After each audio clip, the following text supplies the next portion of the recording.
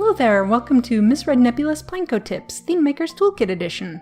This will be the last of the videos I make on the various materials available to use for the TMT. Here, I'll quickly go over 8 tips and tricks you can use when setting up materials for your objects.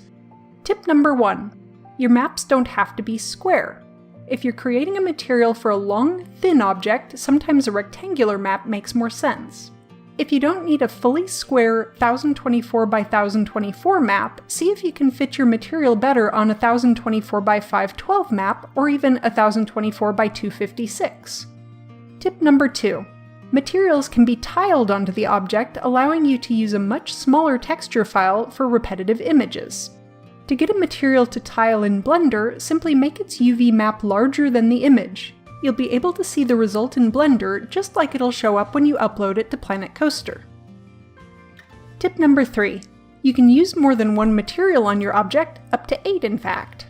Just remember that the maximum budget for all of your materials is 2048 by 2048. This means that you can use a single 2048 by 2048 set, or 4 1024 by 1024 sets, or any other combination. As a simple example, here are the 2 maps I want to use, a balloon_BC map and a string_BC map. You can also have roughness maps, normals, flexicolor, or whatever else for each of these. In Blender, here's my balloon with the UVs already set up. First, I'll set up my balloon material as normal, and when I add the image, both the balloon and string will be using that material. Next, I'll set up the string material.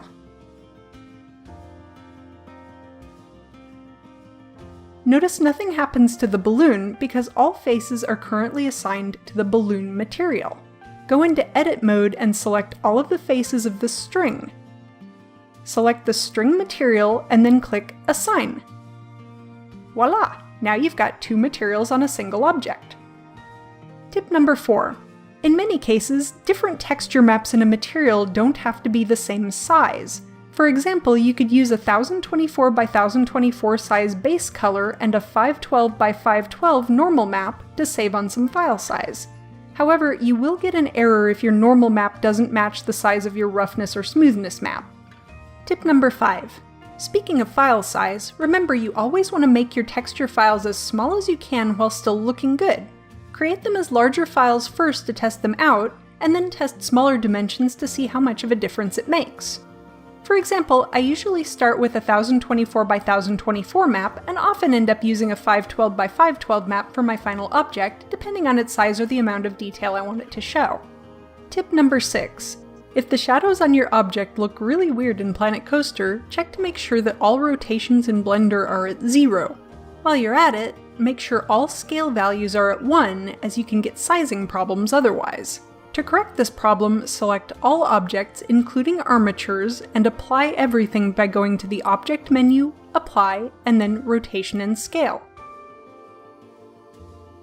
If the rotation hasn't been applied, Planko will often act like the light is coming from a different direction, which will cause all sorts of glitches.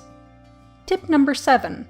When deciding between using an alpha clip map or an alpha blend map, remember to use alpha blend sparingly, as it can be very bad for Planet Coaster's performance. While alpha clip can only render a material as 100% opaque or 100% transparent, often that's all you need. Only use alpha blend if you need the object itself to be translucent, like a window or gem. Tip number 8.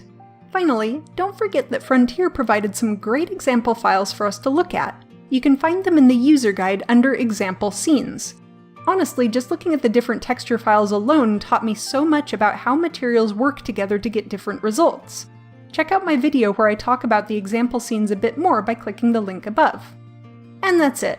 Feel free to like or comment, and if you want random updates from my little world of art and gaming, subscribe. If you enjoy what I do and are interested in supporting the channel, check out my Patreon.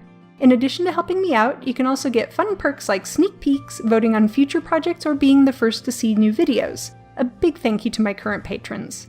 That's all for now. Bye!